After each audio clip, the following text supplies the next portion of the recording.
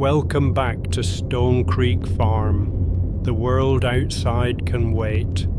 The winter wind is moving across Old Greyback tonight, sweeping down the mountain slopes and gathering strength as it travels over the frozen surface of Mirror Lake. And by the time it reaches the farmhouse, it carries with it the weight of another snowstorm, the kind that transforms the landscape into something soft and white and impossibly quiet beneath the howling voice of the wind itself. You can hear it now, pressing against the stone walls of the farmhouse, testing the slate roof tiles, swirling around the chimney where smoke rises steadily from the fire burning low in the hearth. And yet here you are, stepping into the mudroom at the back of the house, closing the heavy wooden door behind you with a soft, solid thunk that seals away the cold and the storm and everything that exists beyond these four walls. Take a deep breath now, letting your shoulders drop as the warmth of the farmhouse surrounds you, as the familiar smells of home welcome you back into this safe and sheltered space where time moves differently, where there is nowhere else you need to be, nothing else calling for your attention except the simple, peaceful task that waits for you here in the gentle amber light of the mudroom. The contrast is immediate and comforting. Outside, the world is all movement and noise, wind rushing through the bare branches of the trees in Deep Pine Ridge, snow piling in drifts against the old barn. The horses, Barley and Bramble, tucked safely in their stable, with extra hay to keep them warm through the long night, and the chickens roosting close together in their whitewashed coop, feathers fluffed against the cold. But here, inside, everything is still and warm and protected.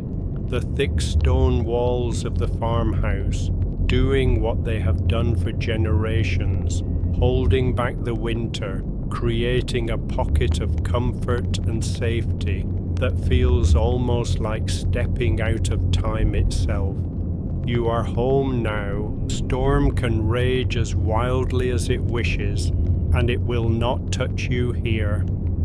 The mudroom itself is a small, humble space tucked between the main house and the back entrance, a room that has always served as the threshold between the working world of the farm and the living heart of the home.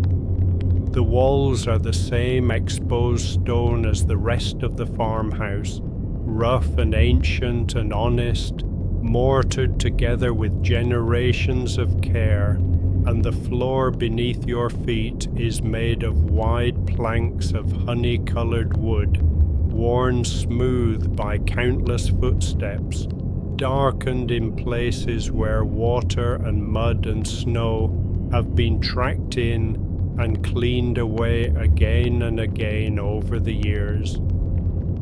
There is a deep porcelain sink set into a wooden counter along one wall, the kind of sink that was built for serious work, for scrubbing vegetables pulled fresh from the garden, for washing dirt from hands after hours spent tending to the animals, and above it, a window that looks out toward the greenhouse. Though tonight all you can see is your own reflection in the dark glass, and beyond that, the ghost-white swirl of falling snow.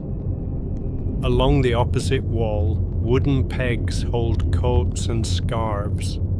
The thick wool sweater you wore this morning when you went out to check on the animals, and beneath the pegs, a long wooden bench sits low and solid, its surface polished smooth by use, and this is where you sit now, unlacing your boots with slow, deliberate movements, feeling the relief as your feet come free from the worn leather, as you set the boots aside and slip into the soft wool slippers that wait for you here, always here, ready for these quiet evening hours when the work of the day is done. All that remains is rest and warmth and the gentle, unhurried rhythm of home. You are safe here at Stone Creek Farm, and deep sleep is already beginning to find you, even now,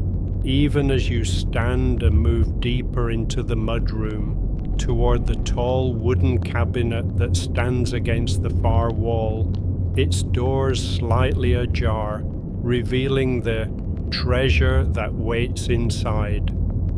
The mudroom is filled with the particular kind of warmth that comes from being adjacent to the main house, where the fireplace burns steadily in the living room, where Miller, the old sheepdog, is almost certainly stretched out on the thick wool rug, his heavy body rising and falling with each deep, contented breath, and where Fig, the orange tabby cat, has no doubt claimed the warmest spot, probably the armchair closest to the fire, his fluffy ginger body curled into an impossibly small ball, green eyes closed in complete satisfaction. The warmth seeps through the walls, gentle and persistent, taking the edge off the winter cold that wants to creep in around the window frames, around the door, and the mudroom has found its balance, cool enough to feel fresh and alive, warm enough to be comfortable, perfect for the work you have in mind tonight. You can smell the faint sweet scent of dried lavender hanging from a hook near the window, bundles you gathered last, summer and tied with twine to dry, their purple flowers now faded to grey, but their fragrance still holding, still offering that clean herbal comfort that speaks of warmer days and garden paths and bees moving lazily from bloom to bloom. Beneath the lavender there is the earthier smell of the mudroom itself, the scent of old wood and stone, of wool that has been dampened and dried 1,000 times, of the herbs that hang from the ceiling beams in small bunches, rosemary and thyme and sage, their leaves crisp and dark, waiting to be crumbled into winter stews and soups. The cabinet before you is an old piece, probably as old as the farmhouse itself, made from dark wood that has deepened with age, its surface marked with the small scratches and dents that come from decades of use, from tools being set down too hastily, from bags of feed brushing against its corners, from the simple accumulating evidence of a life lived in service to the land and the animals and the turning of the seasons. The cabinet has 2 doors that swing open on iron hinges, and inside, arranged on 4 deep shelves, is your collection of seeds, the promise of next spring and summer and fall. The future garden held in packets and envelopes and small cloth bags, each one labelled in your own handwriting, some fresh from this past year's harvest, others purchased from old Mr. Abernathy at the general store in Little Briar, brought home in your basket on a crisp autumn afternoon when the leaves were turning gold and the air smelled of wood smoke. You open the cabinet doors wider now, and the sight of all those seeds, all that potential, brings a deep sense of satisfaction and purpose. even though the garden itself is sleeping under 2 feet of snow, even though it will be months before you can press a single seed into the dark, rich soil of the growing beds. This is the work of winter, the planning and organizing and dreaming, the slow, meditative process of taking stock, of understanding what you have, of imagining what you will plant when the earth wakes again. The cabinet interior is lined with old newsprint, yellowed and soft, and the shelves are slightly uneven, tilting just a bit toward the back, so that packets of seeds tend to slide and overlap, creating a comfortable chaos that you have been meaning to address for weeks now. And tonight, with the storm howling outside and nowhere else to be, tonight is finally the time to bring order to this small corner of your world. You reach up and run your fingers along the edge of the top shelf, feeling the smooth wood, the slight roughness where the finish has worn away, and you can feel the cool temperature of the cabinet, the way it stays just a bit cooler than the room itself, perfect for seed storage, perfect for keeping these tiny lives in their suspended state, waiting patient until the time is right. There is something deeply comforting about this, about knowing that life can wait, that there is no rush, that everything will happen in its own time, according to the ancient rhythm that governs all growing things. Behind you, you hear the soft sound of the door from the mudroom into the main house opening, the whisper of old hinges, and you turn to see Miller standing in the doorway, his massive, shaggy body filling the frame, his white head tilted slightly as he regards you with those dark, knowing eyes that have watched over this farm and everyone on it for so many years. He is retired now, no longer racing across the fields to gather sheep that have not lived on this land for decades. But he still patrols, still checks, still makes sure everyone is where they should be. And clearly he has decided that you have been in the mudroom alone for long enough, and he has come to keep you company. You watch as he takes 3 slow, heavy steps into the room, his nails clicking softly on the wooden floor, his grey body swaying slightly with the arthritic stiffness that has settled into his hips and shoulders, and he comes to rest beside the wooden bench, lowering himself down with a soft grunt of effort and satisfaction, folding his legs beneath him and settling his enormous head on his paws, his eyes still on you, watching, present, protective even in his old age, even in his weariness.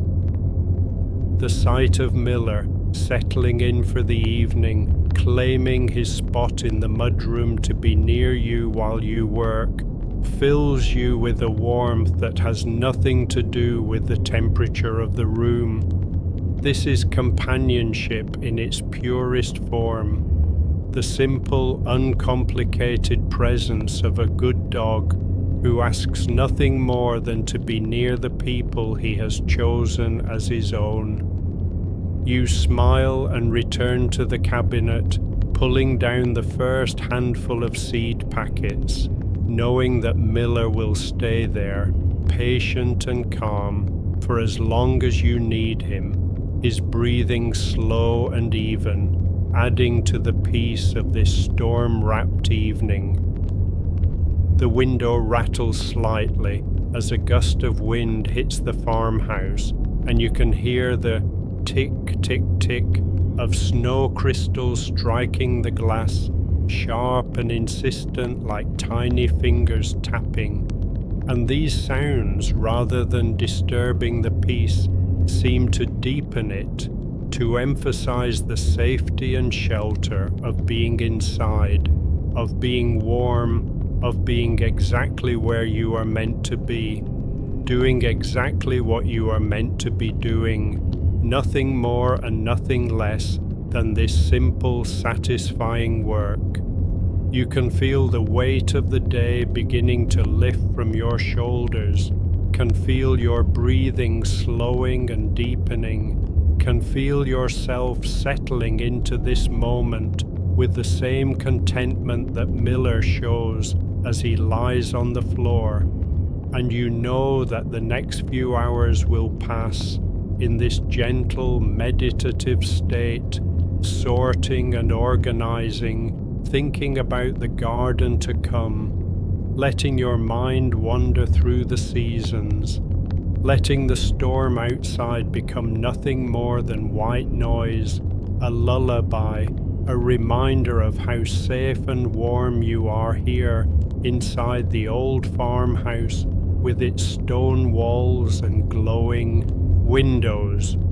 You carry the first armload of seed packets to the long wooden table that sits beneath the window, a table that serves a dozen purposes throughout the year, a place for potting seedlings in early spring, for cleaning vegetables in summer, for sorting apples in autumn, and now in the depth of winter for organizing seeds.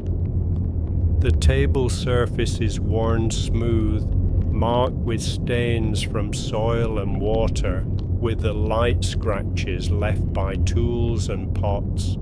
And you set the packets down gently, spreading them out so you can see what you have, so you can begin the process of sorting and ordering and making sense of the beautiful chaos that has accumulated in the cabinet over the months.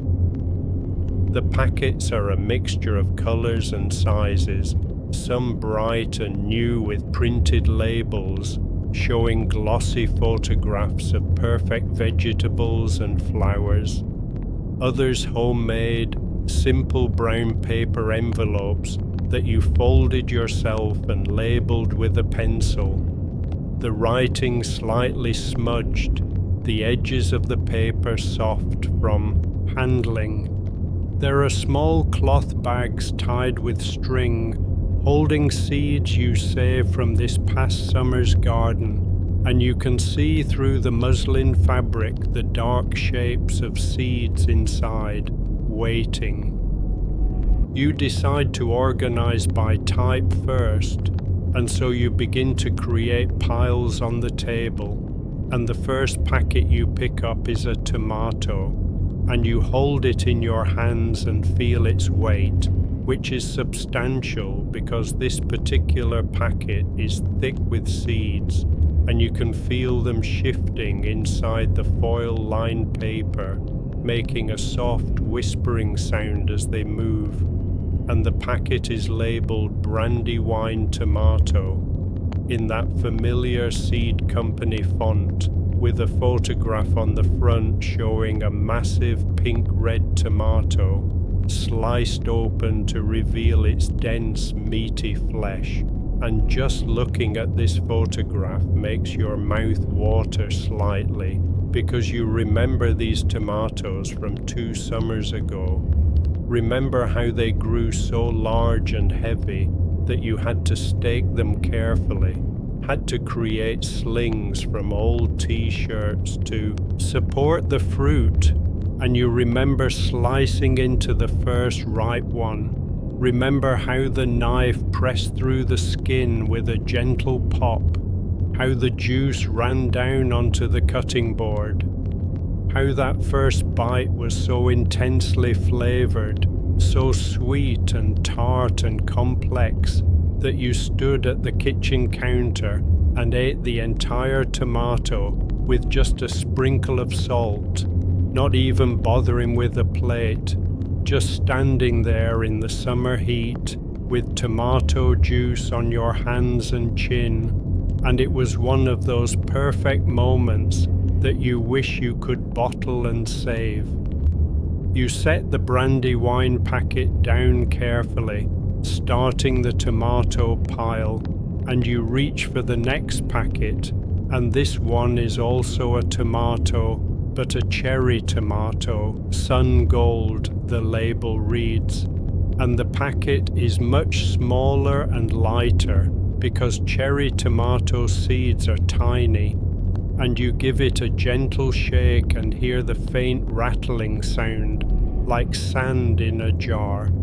And you remember these tomatoes too. Remember how they grew in long clusters, how each tiny fruit was perfectly round and smooth, how they started out green and then slowly turned golden orange, and how sweet they were, almost like candy, and how you would go out to the garden in the evening and stand by the tomato plants and pick them one by one, popping them into your mouth still warm from the sun, the skin bursting between your teeth, the sweetness flooding your mouth, and you would eat a dozen, 2 dozen more, just standing there grazing, and it was one of the simple pleasures of summer, one of those things you look forward to all year long. The sun gold packet joins the brandy wine,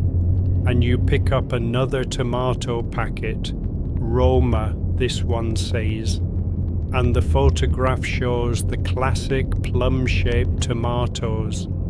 And these are the workhorses of your garden, the tomatoes you grow specifically for making sauce, for canning, for preserving the taste of summer to eat throughout the winter. You remember spending a long August day processing Romas. Remember setting up the big pot on the stove. Remember blanching the tomatoes in boiling water and then plunging them into ice water so the skins would slip off easily. And you remember how satisfying it was to squeeze each tomato gently and feel the skin slide away, revealing the firm red flesh beneath, and then cutting them in half and scooping out the seeds and chopping the flesh and cooking it down with garlic and basil and oregano from the garden. And the house had smelled so good, so rich and tomatoey and herbal, and you had filled jar after jar with that sauce, processing them in the water bath canner, hearing the satisfying ping as each lid sealed, and those jars had lined the pantry shelf, glowing red through the glass, and all winter long you had opened them for pasta sauce, for soup, for pizza. And each time you opened a jar, it was like opening a little jar of summer, the smell transporting you back to those hot August days, to the garden heavy with fruit, to the satisfaction of preserving your own food. You add the Roma packet to the growing tomato pile, and you continue pulling tomato packets from the collection, finding a yellow tomato called Lemon Boy that produces bright yellow fruit that surprise people who have only ever seen red tomatoes. And you remember how children who visited the farm would stare at these yellow tomatoes, would ask if they were ripe, would be amazed when you told them that yes, yellow was exactly the right color, and you would pick one and slice it and let them taste, and their eyes would widen because it tasted like tomato, but somehow different, somehow brighter, with a flavor that was less acidic and more fruity than red tomatoes. There is a packet of paste tomatoes, a variety called San Marzano. that you bought specifically for making the most authentic Italian sauce possible. And you have not planted these yet, but you have been saving them for the right time, and perhaps this coming summer will be that time. Perhaps you will finally plant these famous Italian tomatoes and make sauce the traditional way. Slow cook for hours until it is thick and rich and perfect. The packet feels precious in your hands. These seeds that carry the genetics of tomatoes grown for generations in the volcanic soil near Mount Vesuvius. Seeds that traveled across the ocean to arrive here in your mudroom at Stone Creek Farm. You find another cherry tomato variety, black cherry, this one is called, and these produce small dark purple fruits that are almost black. And you remember growing these a few years ago. Remember how dramatic they looked against the green foliage, how their flavor was intense and complex, how they had a richness that the lighter colored cherry tomatoes lacked. And you decide that yes, you will grow these again this year. We'll make space for them in the garden plan, because life is too short not to grow beautiful black tomatoes. The tomato pile is substantial now. 6 packets, maybe 7, and you realize you might have a problem, because tomatoes take up a lot of space in the garden, and if you plant all of these varieties, you will have more tomatoes than you know what to do with. But then again, is there such a thing as too many tomatoes? Can you ever really have enough of that perfect summer fruit, and you decide that no, you cannot have too many?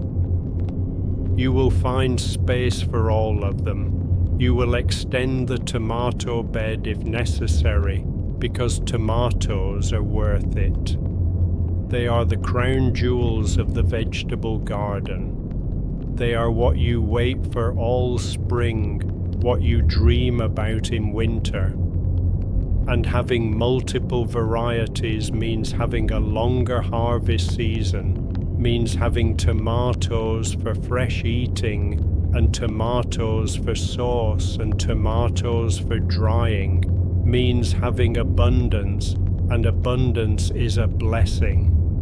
You set the tomato pile aside, arranged neatly with the largest packets at the back and the smallest at the front so you can see all the labels, and you reach for more seeds, and this time you pull out a packet of beans. The label says provider and shows a photograph of long green pods, and you can feel the beans inside the packet, much larger than the tomato seeds. Each bean probably the size of a small pebble, smooth and hard, and you open the packet carefully and pour a few beans into your palm, and they are beautiful, creamy white with brown speckles, and they feel cool and smooth in your hand, and you roll them around in your palm, feeling their weight, their density.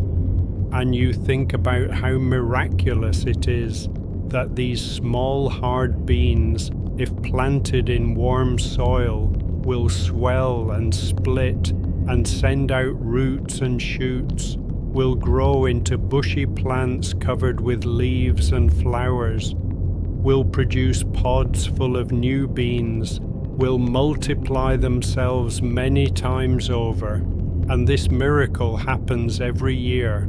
Happens with every bean you plant, and yet it never stops being amazing. You pour the beans back into the packet and seal it carefully, and you set it down to start the bean pile, and you reach for another bean packet, and this one is scarlet runner beans, and you can see that these beans are much larger, and when you open the packet and look inside, you find these gorgeous beans, each one about the size of your thumbnail, patterned in deep purple and black, smooth and shiny like they have been polished.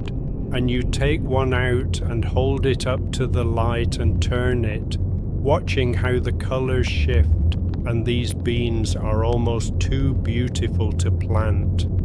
They look like jewelry, like something you should string onto a necklace, but you know that planted, they will produce those tall climbing vines covered in brilliant scarlet flowers that hummingbirds love. And that is a beauty worth trading these beautiful seeds for.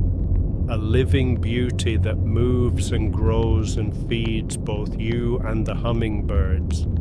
You find a packet of dried beans, Jacob's cattle, the label says in handwritten letters, and you remember getting these from Silas the woodcarver.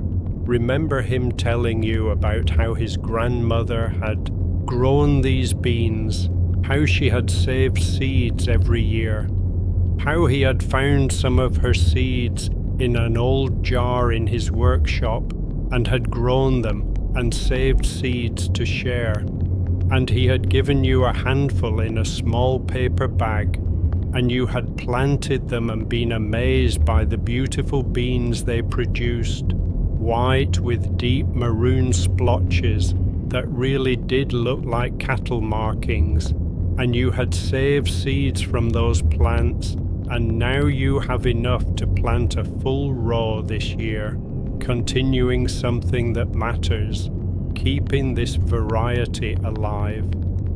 The bean pile grows with each packet you add, bush beans and pole beans and dried beans, green beans and yellow wax beans and purple beans, and you remember how reliable beans are, how they are one of the easiest vegetables to grow, how they fix nitrogen in the soil, making it richer for whatever you plant after them, how they produce abundantly, how fresh beans steamed and tossed with butter and salt are one of summer's simple pleasures, how dried beans stored in jars in the pantry provide protein and sustenance all winter long, how beans have fed people for thousands of years, and growing them connects you to that practice of cultivating and storing beans for food security. You move on to greens, and the first packet you pick up is lettuce, Butter Crunch, the label says, and the packet is small and light because lettuce seeds are tiny, and you give it a gentle shake and can barely hear the seeds moving inside, just the faintest whisper of sound. And you remember this lettuce from last year, how quickly it grew in the cool spring weather, how you were cutting leaves for salad within a month of planting, how the heads formed into perfect rosettes of ruffled leaves, pale green in the center, darkening to deep green at the edges, how tender and sweet they were, how they never got bitter even when the weather started to warm, and how you would go out to the garden with a bowl and pick leaves for dinner, and the lettuce would be so fresh that it was still crisp and cold from the night air, and you would wash it and spin it dry and dress it simply, and it would taste like spring itself, like new growth and fresh starts and the end of winter. You set the Butter Crunch packet down to start the greens pile, and you pick up another lettuce packet, and this one is a different variety, Rouge de Hiver, the name says, French for red winter, and this is a lettuce you can plant in late summer and harvest through the fall and even into early winter, as long as you protect it with row cover when the hard frosts come. And the leaves are beautiful, deep burgundy red, and the flavor is more robust than spring lettuces. And you remember eating this lettuce on Thanksgiving, having fresh salad from the garden in late November, and how special that felt. How grateful you were for this cold, hardy variety that extended your harvest season by months.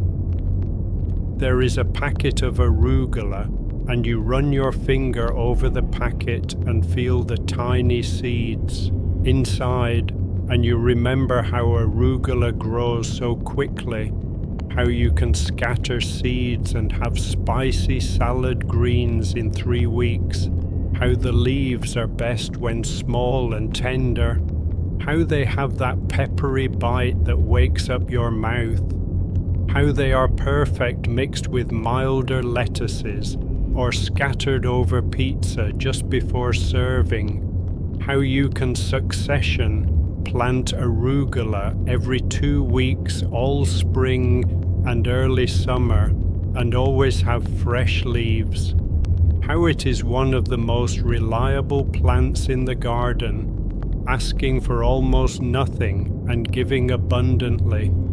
You pick up a packet of spinach, and the seeds inside are larger than lettuce seeds. You can actually feel the individual seeds as distinct little bumps pressing against the packet.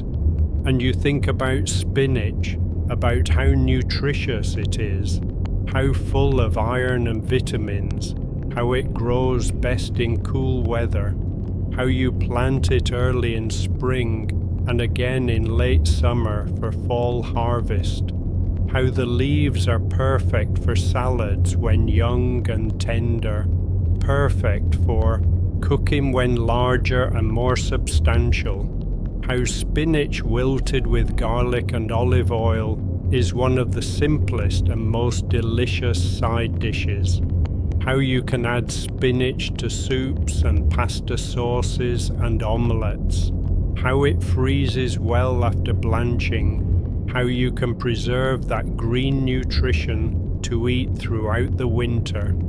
There is a packet of Swiss chard, and the photograph on the front shows the characteristic bright stems in rainbow colors, yellow and orange and red and pink and white.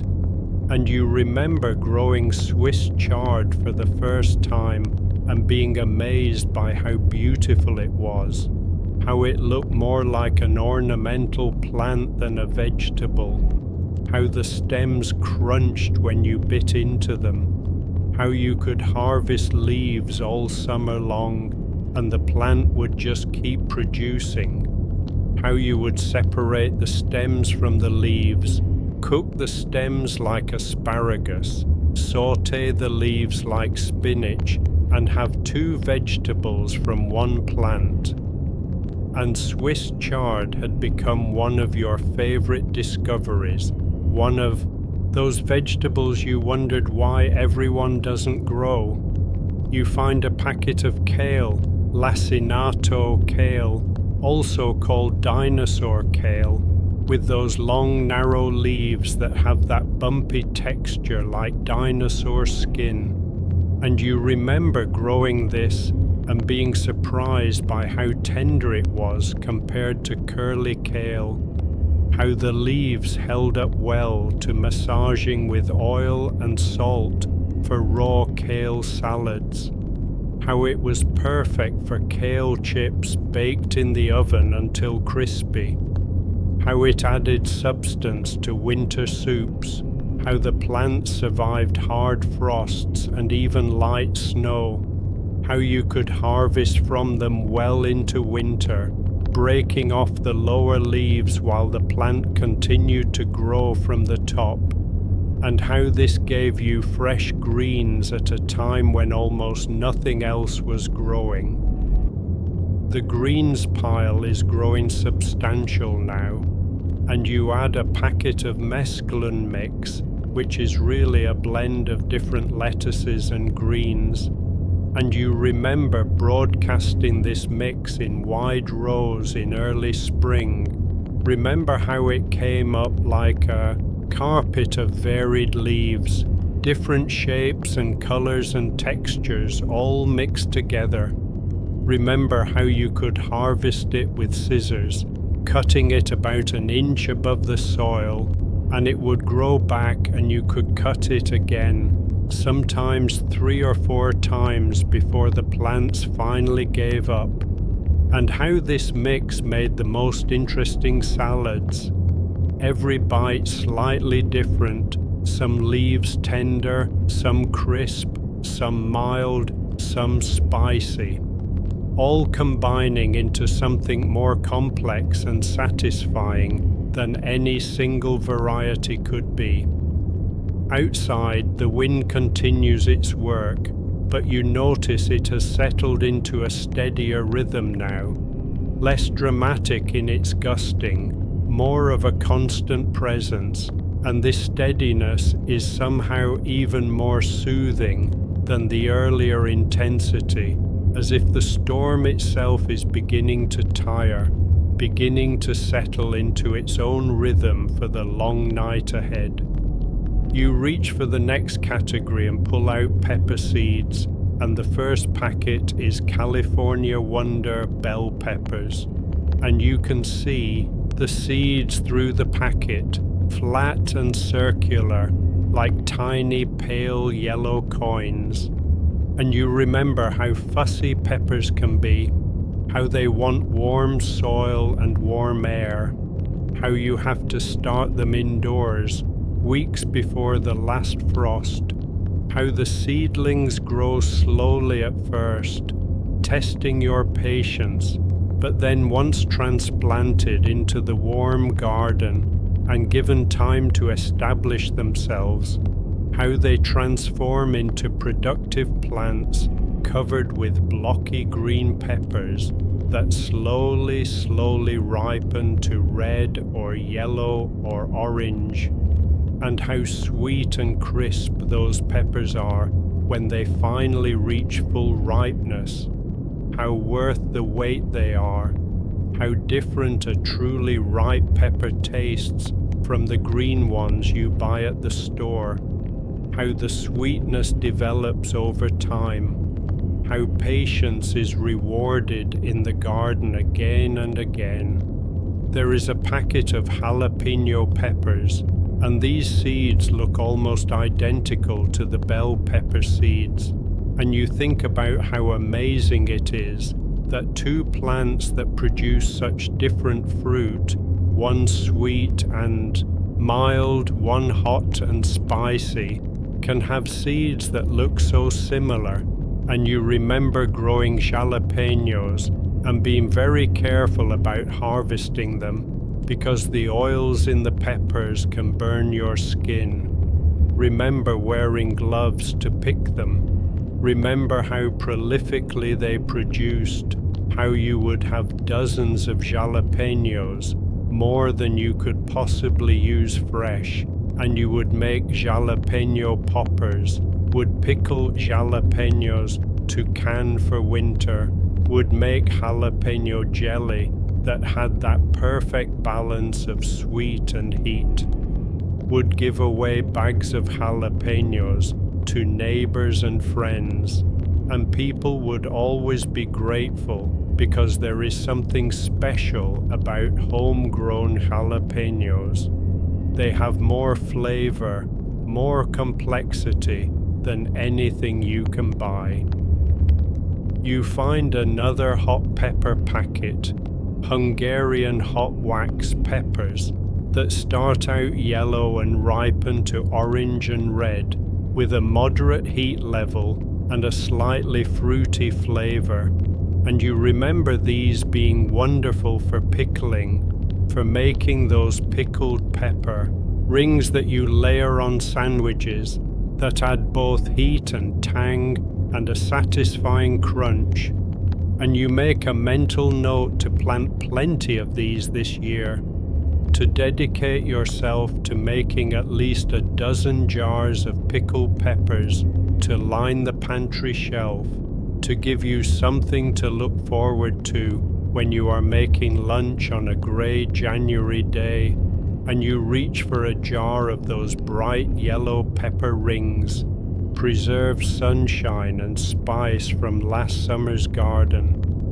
The pepper pile grows and you move on to cucumbers, and there are two types you grow: slicing cucumbers for fresh eating and pickling cucumbers for making pickles, and you separate them as you work, putting the straight 8 slicing cucumbers in one spot and the Boston pickling cucumbers in another, and you think about how different these two types are, how slicing cucumbers grow long and straight and are best picked when about 8 inches long, how their flesh is crisp and juicy with very small seeds, how perfect they are sliced, thin for salads or cut into spears for dipping in hummus or tzatziki, how refreshing they are on a hot summer day. And then you think about pickling cucumbers, how they are shorter and thicker, how they have bumpy skin, how you want to pick them when they are small, just 3 or 4 inches long, because that is the perfect size for fitting into canning jars. And you remember standing at the kitchen counter with a huge bowl of tiny cucumbers, scrubbing them clean, trimming off the blossom ends, packing them into sterilized jars with dill and garlic and mustard seeds and peppercorns, pouring in the hot vinegar brine, processing them in the water bath canner, and then waiting the hardest part, because pickles need time, need at least 2 weeks and preferably a month or more for the flavors to develop, for the cucumbers to transform into pickles, and that first crunch into a homemade pickle, that satisfaction of tasting the salt and dill and garlic and tang, that is worth all the work, worth the waiting. You pick up a packet of zucchini, and the seeds inside are large and flat, and you can feel each one distinctly through the packet. And you have mixed feelings about zucchini, because on one hand it is incredibly easy to grow, incredibly productive, almost too productive. And on the other hand, you have experienced that classic gardener's problem of having way too many zucchini, of not being able to give them away fast enough, of coming up with increasingly creative ways to use them. Zucchini bread and zucchini muffins and zucchini fritters and spiralized zucchini noodles and grilled zucchini and roasted zucchini and zucchini added to spaghetti sauce and soup and anywhere else you can sneak it in.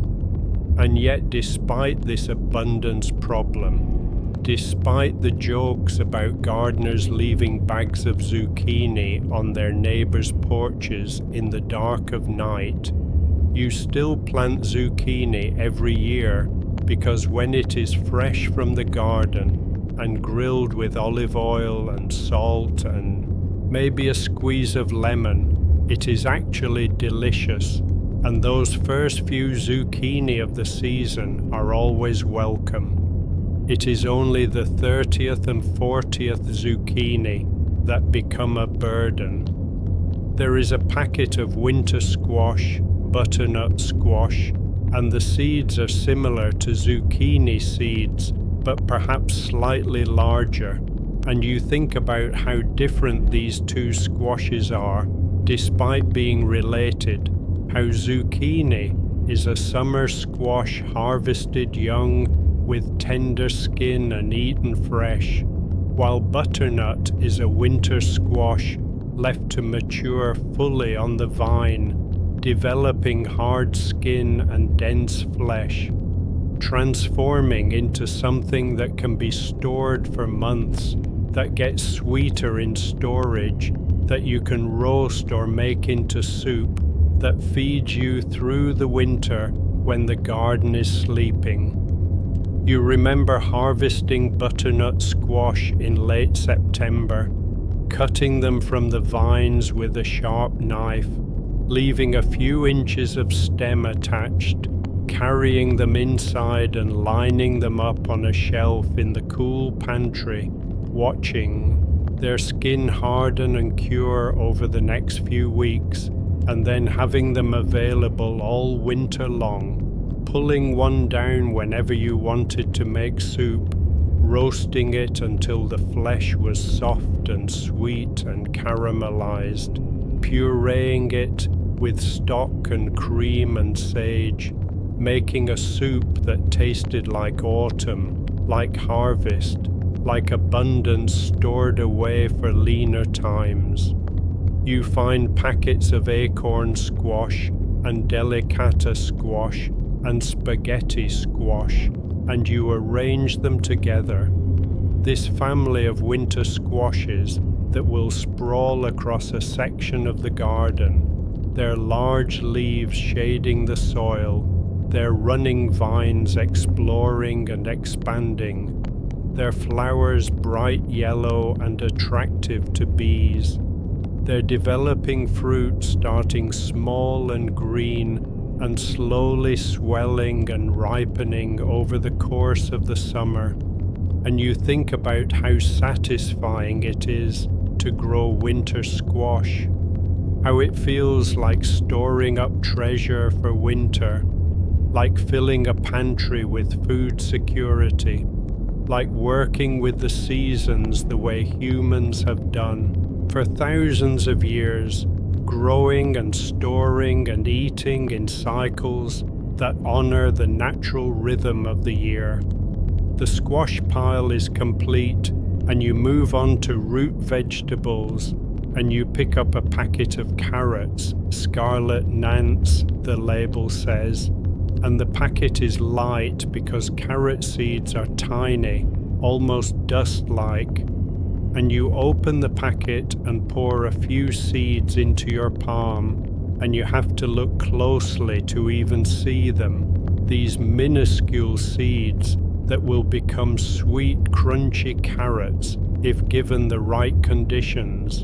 And you think about how particular carrots are, how they need loose soil free of rocks and clods, how they need consistent moisture, how they don't transplant well and must be direct seeded, how you have to thin the seedlings even though it feels wasteful to pull up and discard perfectly good baby carrot plants.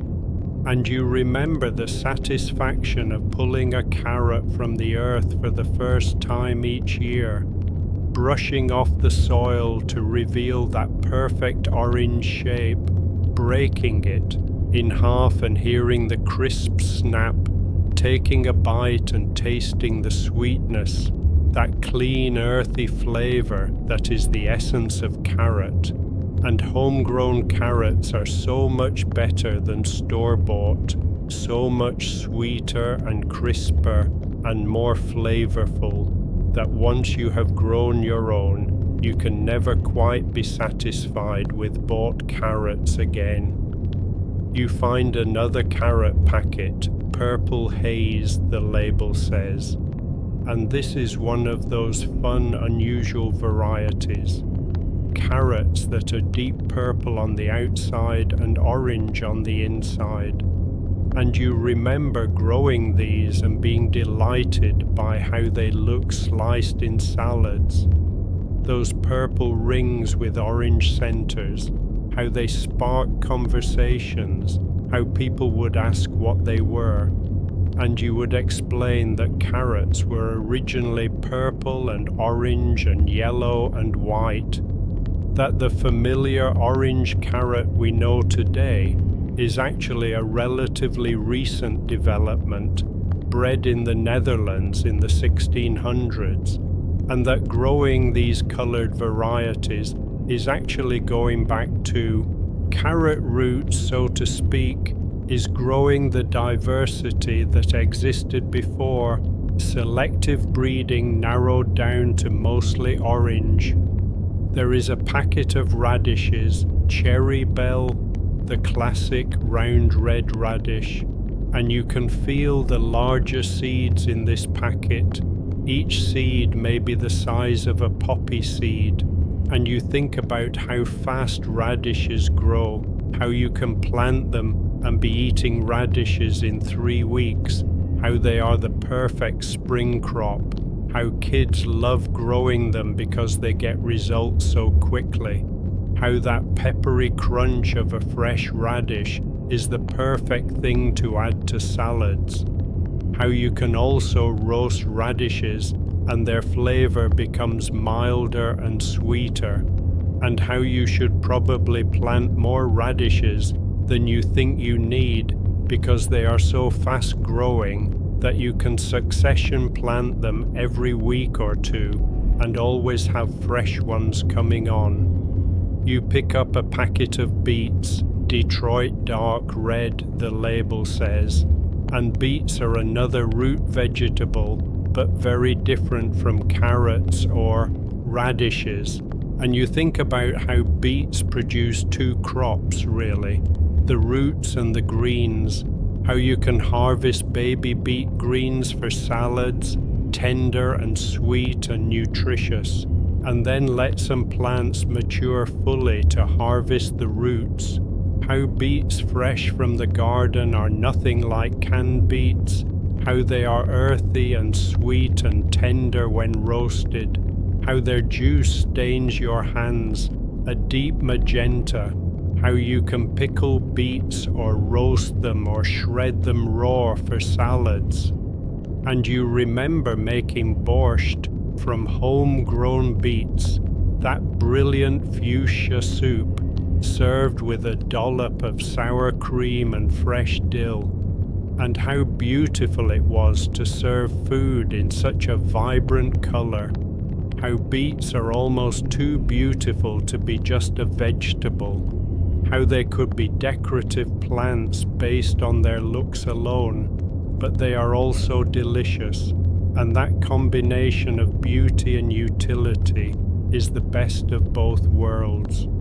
There are turnips and rutabagas and parsnips, these humble root vegetables that store well in the cool soil that you can dig up even after frost, that tastes sweeter after cold weather, that can be mashed or roasted or added to soups and stews.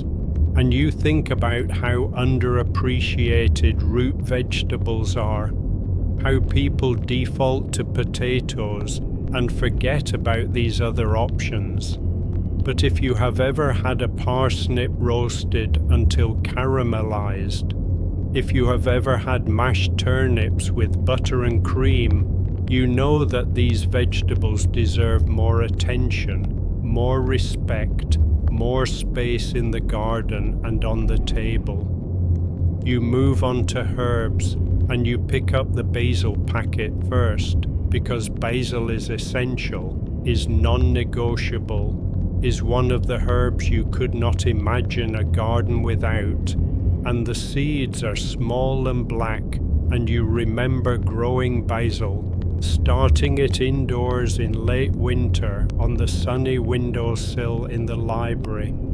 Those tiny seedlings emerging from the soil, their first leaves round and plain, but then the true leaves coming in with that characteristic basil shape and smell, and you would pinch the seedlings back to make them bushy, would transplant them into bigger pots, would harden them off gradually, and then finally plant them in the garden after all danger of frost had passed, and they would grow quickly in the warm weather, and you would pinch them constantly to keep them from flowering, would use those pinched leaves in everything, in caprese salad with tomatoes and mozzarella, in pesto made with garlic and pine nuts and parmesan, in Thai basil chicken, in tomato sauce, and the smell of basil on your fingers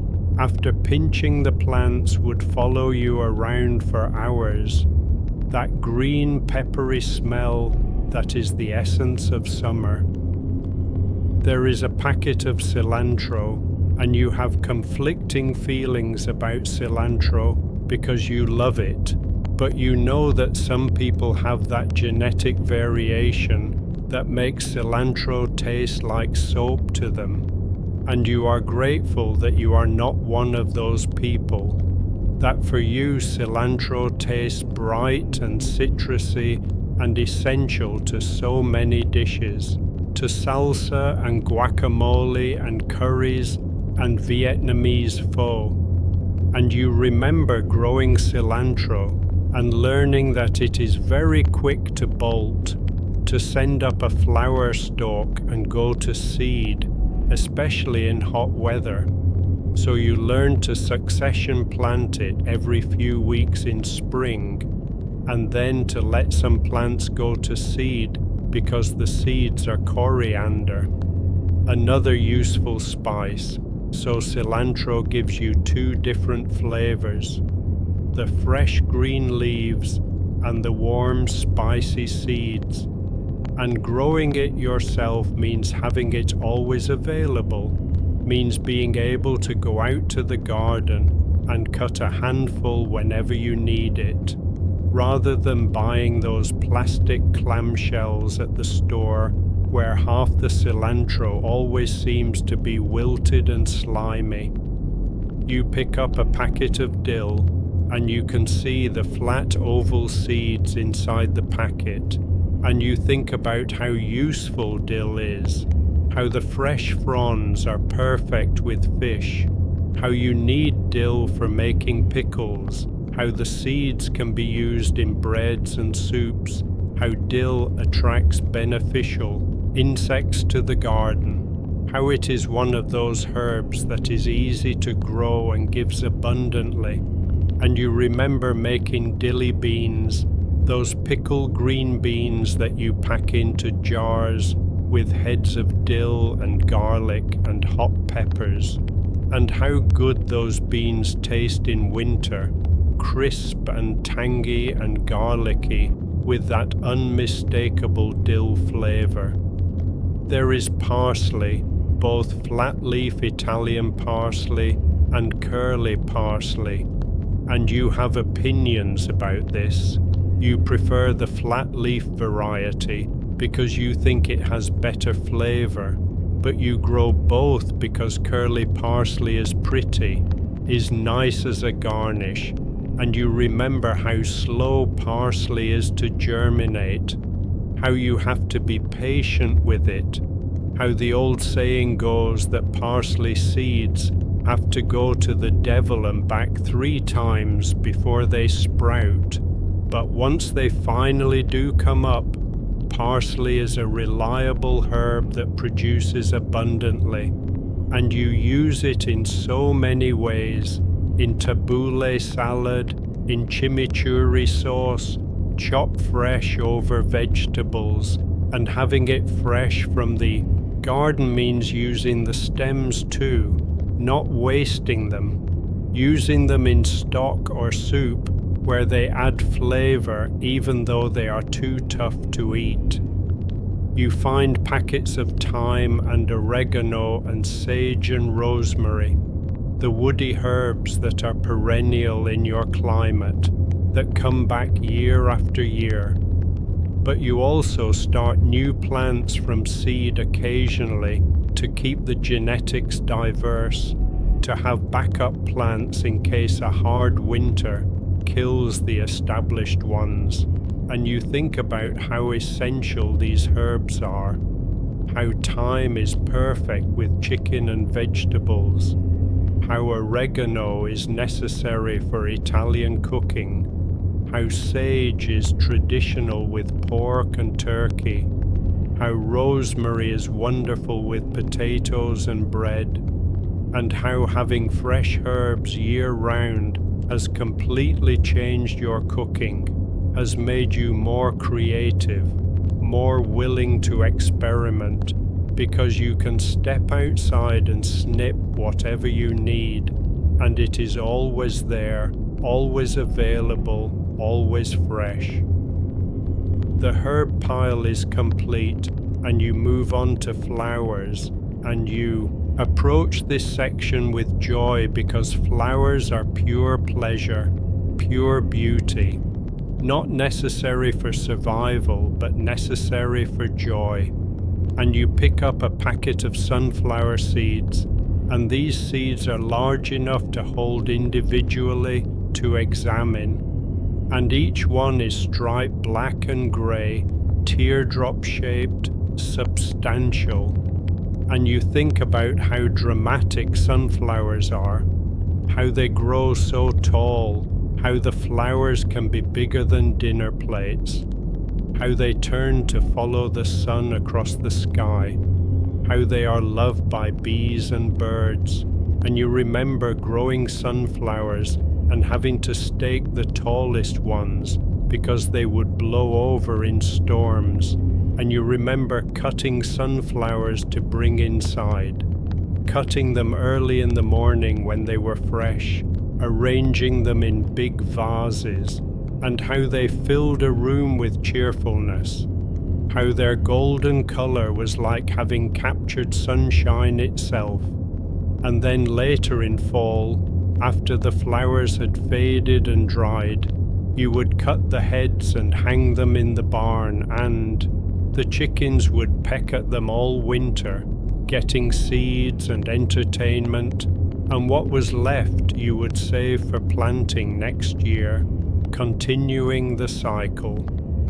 There is a packet of zinnias, and the seeds are pointed at one end, shaped almost like arrows, and zinnias are your favorite cut flower, easy to grow, producing abundantly in colors from white to pink to red to orange to yellow.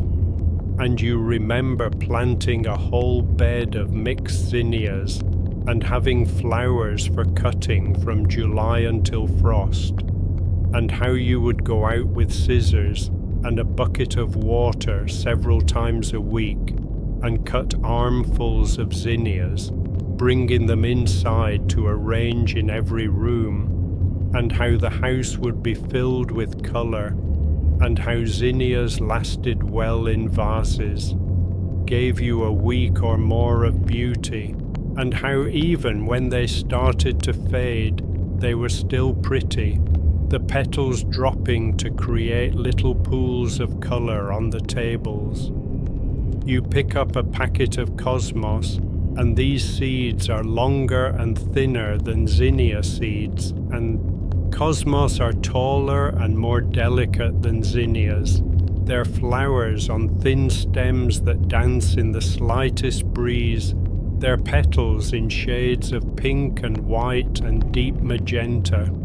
And you remember how cosmos would self-seed, how once you planted them you would always have cosmos, the seeds dropping and sprouting volunteer plants the next year, and how this felt like a gift, like the garden giving back, requiring less work from you because it was maintaining itself.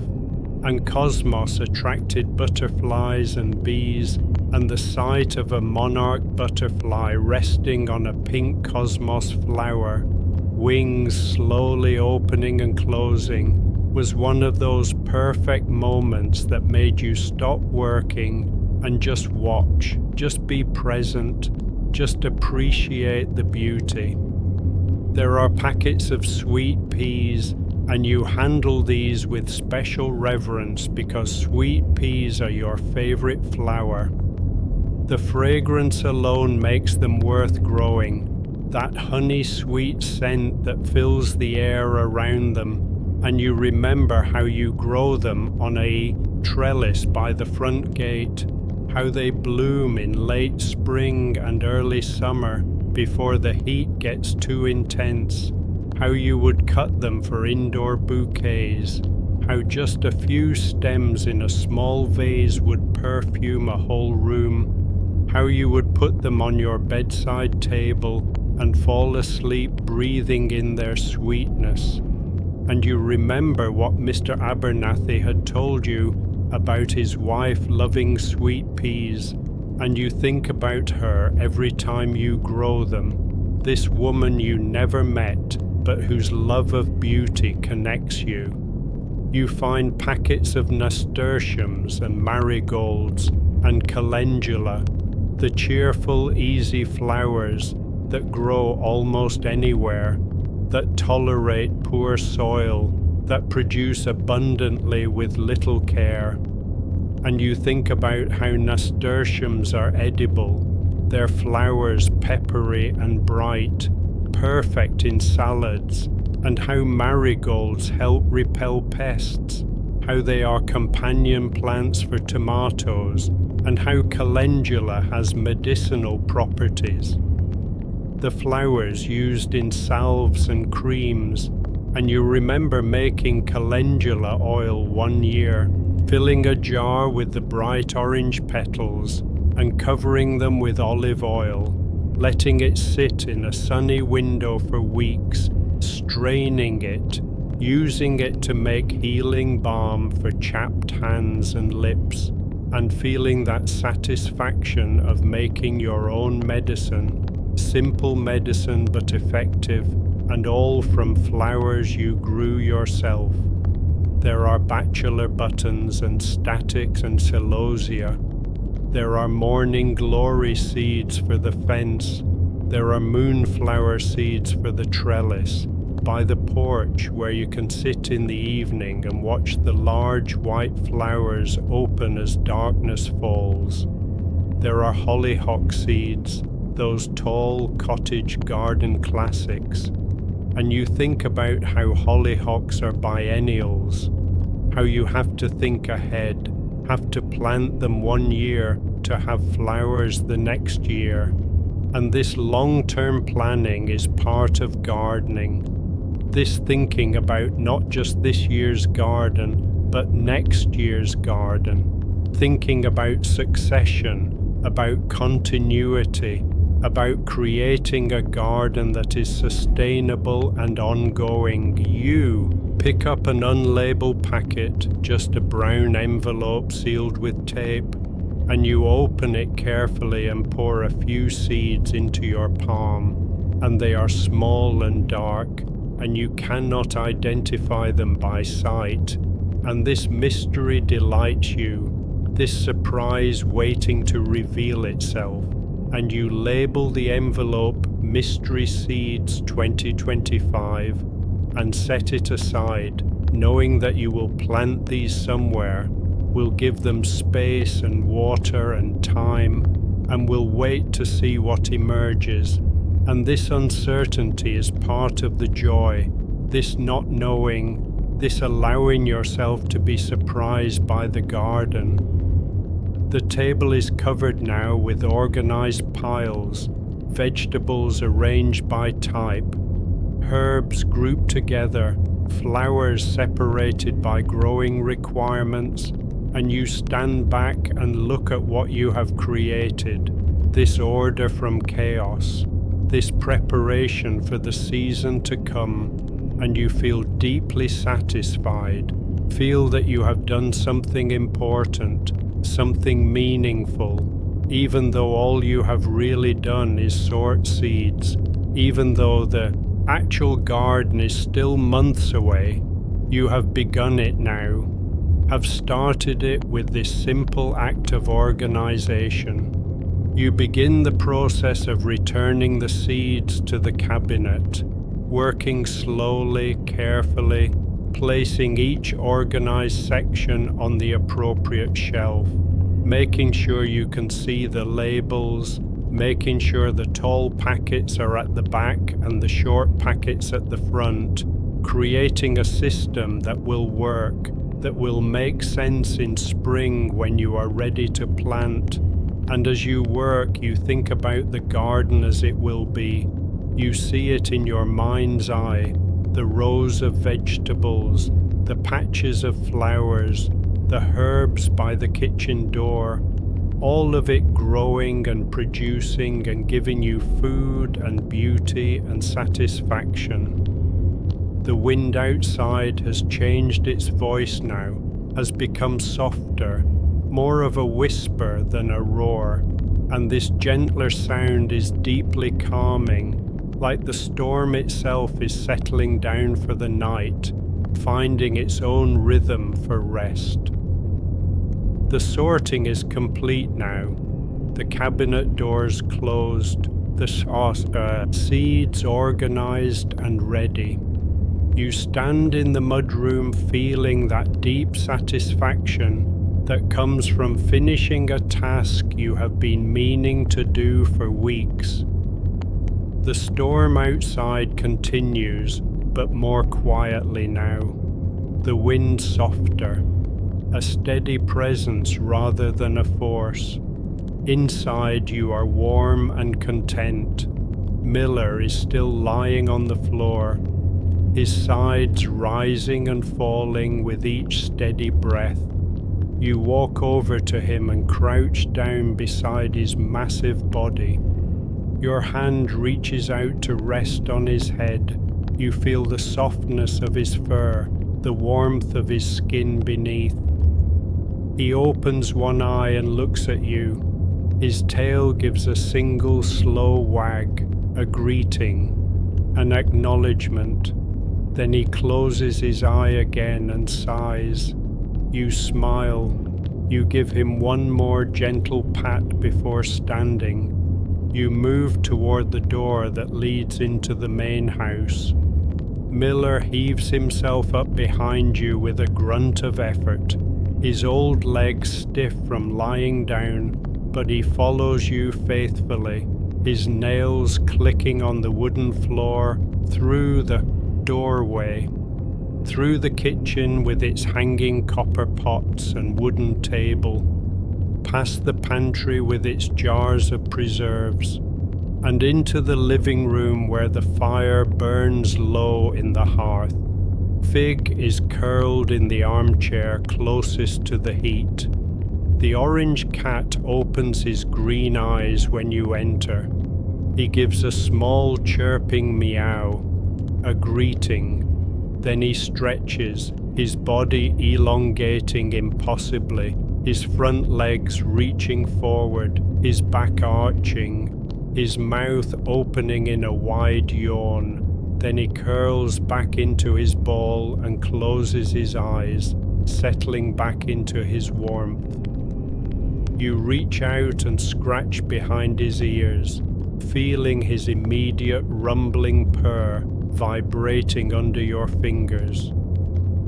Miller has made his way to his spot on the wool rug in front of the fire. He circles once, twice, 3 times, a ritual from ancient instincts. Then he lowers himself down with a groaning sigh, his body finding the familiar indentation he has created over years of lying in this exact spot. He settles his head on his paws. He closes his eyes. Within moments, his breathing has deepened into sleep. You sink into the sofa that faces the fireplace. The cushions envelop you, accepting your weight, supporting you. You pull the thick wool blanket from the back of the sofa down over your legs, tucking it around you, creating a cocoon of warmth. You lean your head back against the cushion. You let your eyes half close, watching the fire through your lashes. You see the coals pulse and glow orange and gold. See the occasional flicker of flame when a pocket of gas ignites. You can feel the heat radiating out toward you, warming your face, your hands, warming everything. The storm outside seems very far away now, muffled by the stone walls, softened by the warmth, by the comfort of this moment. You think about the seeds sorted and waiting in the mudroom, about the garden that will be, about spring coming eventually, as it always does, about the cycles that continue regardless of how fierce the winter. This thought is deeply comforting. This knowledge that everything has its season, that rest is necessary, that dormancy gives way to growth, that patience is always rewarded. Your eyelids grow heavier. You do not fight it. You let them drift closed. When they open again a moment later, everything seems softer. The light dimmer, warmer, more golden. You blink slowly, feeling how easy it would be to slip into sleep right here, right now, surrounded by warmth, by the peaceful breathing of Miller, by the quiet purring of Fig. There is nowhere else you need to be, nothing else you need to do. This moment is enough, is everything, is exactly what you need. These walls that have stood for so long, that have sheltered people through many winters, tonight they hold you safe. The fire crackles softly, a gentle sound, a lullaby. The room is so warm, so comfortable.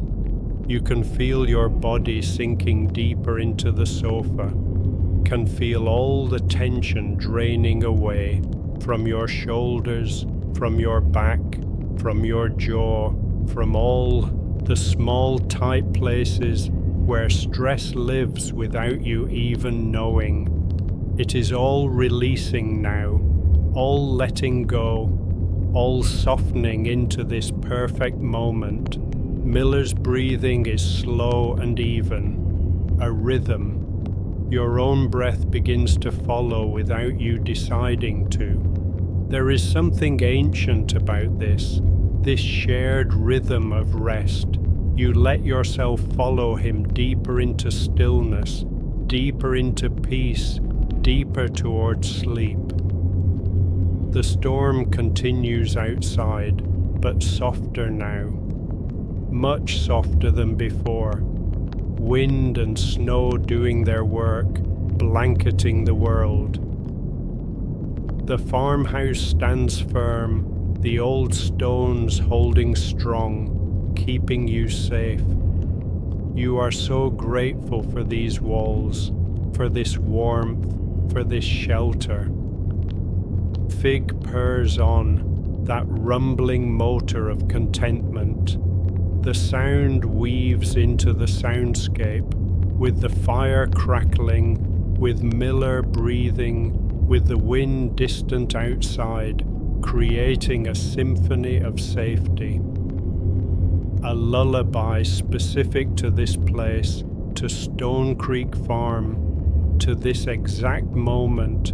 Your breathing slows, each breath deeper, each exhale longer.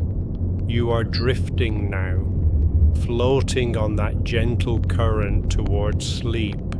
You let yourself go, let yourself trust it, let yourself surrender to the tiredness, to the warmth, to the peace. The seeds are safe, organized and ready.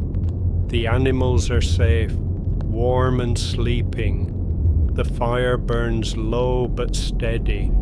The farmhouse stands strong. You are here, exactly where you belong. You are safe here at Stone Creek Farm. Deep sleep is here, wrapping around you like the wool blanket, like the warmth of the fire, like the protective stone walls.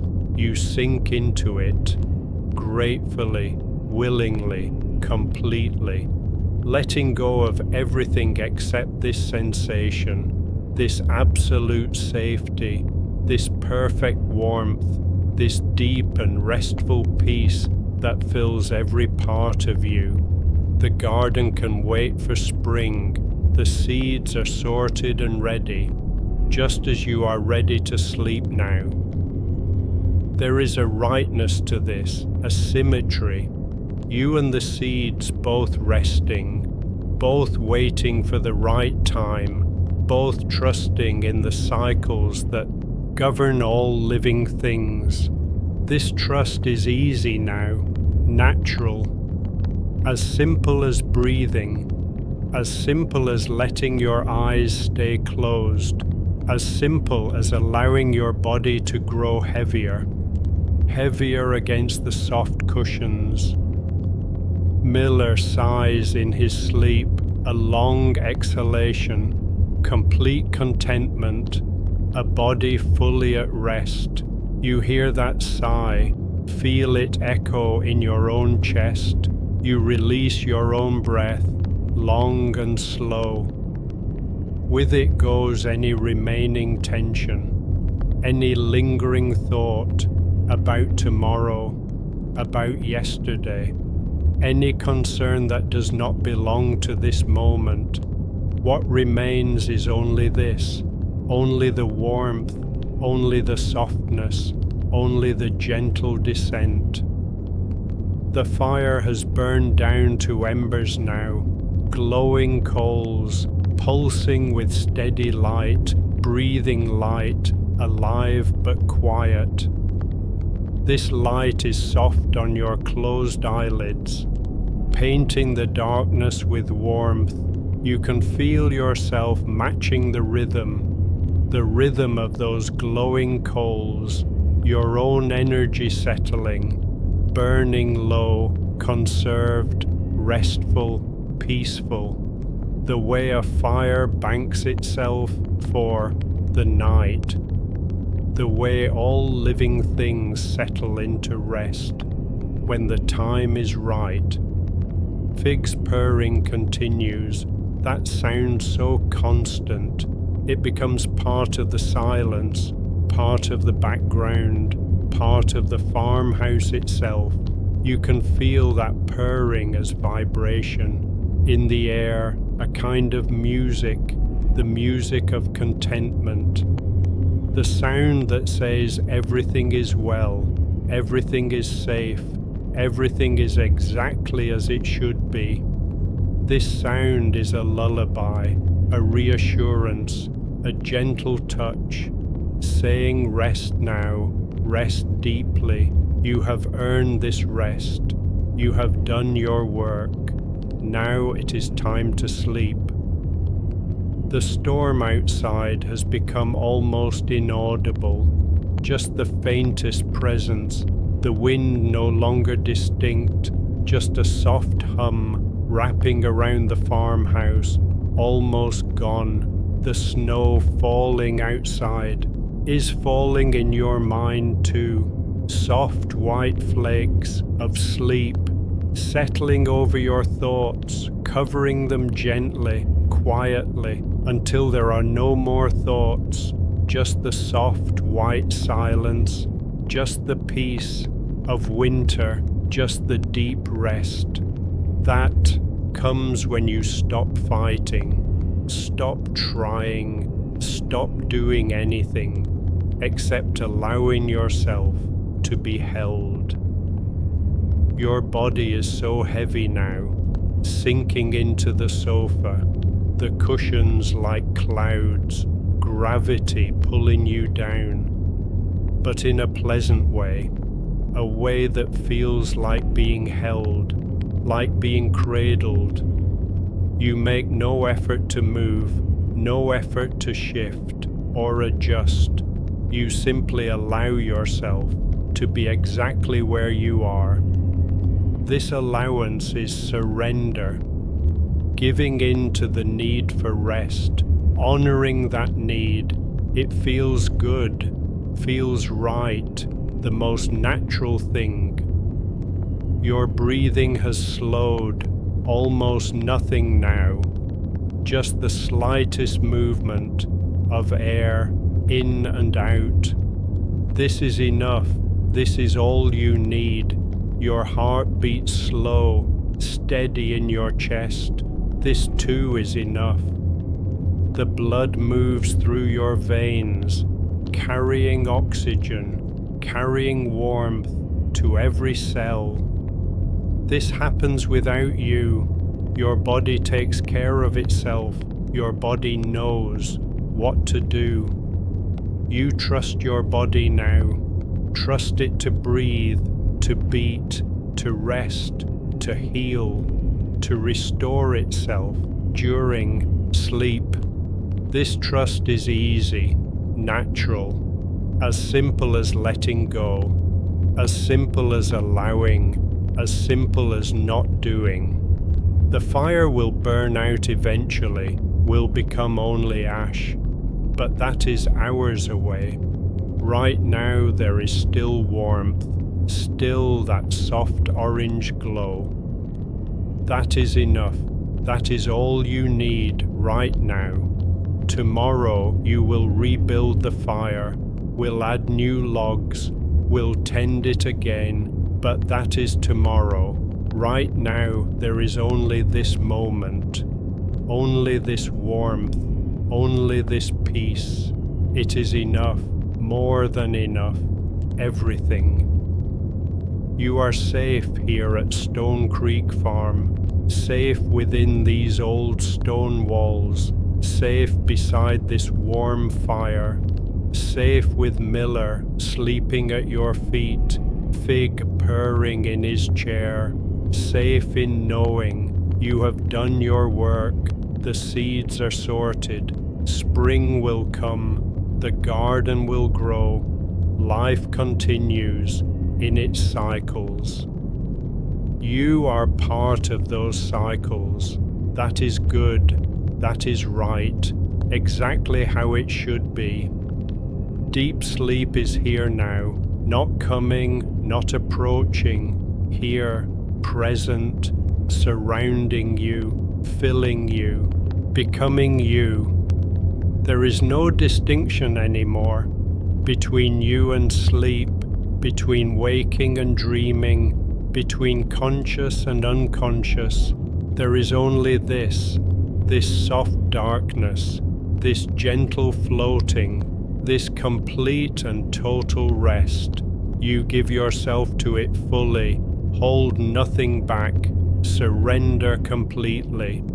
It is the easiest thing, easier than breathing, easier than thinking, easier than being. You simply stop trying, allow sleep to take you, to carry you, to hold you through the long peaceful hours of the winter night outside the farmhouse.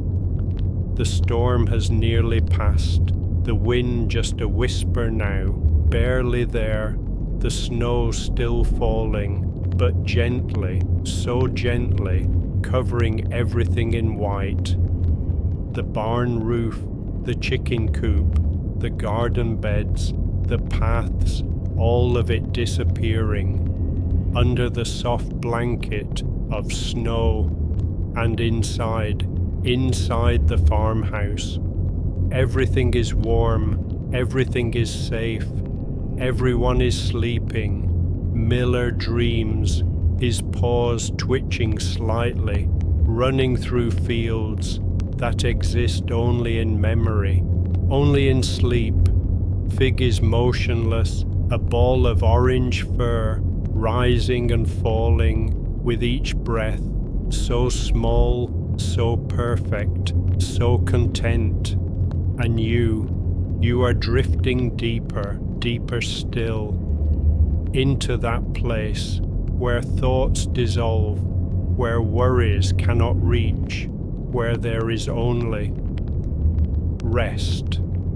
The sofa holds you, the blanket covers you, the warmth surrounds you, the darkness welcomes you, and you let go. Let go of the day, let go of tomorrow, let go of everything except this perfect peace. Your breath is barely visible now, just the gentlest rise and fall of your chest. Your heart beats slow, so slow and steady. Your muscles completely relaxed, your jaw loose, your hands open, your whole body at rest, complete rest, total rest, the kind of rest that heals, that restores, that renews. The coals in the fireplace glow softer and softer, fading into ash, into darkness, into warmth that lingers even as the light fades away. And this too feels right, feels natural, the ending of the fire, the deepening of the night, the descent into sleep. Miller's breathing has become your breathing. Figs purring has become your heartbeat. The farmhouse walls have become your protection. The wool blanket has become your comfort. The darkness has become your friend, your companion, your shelter.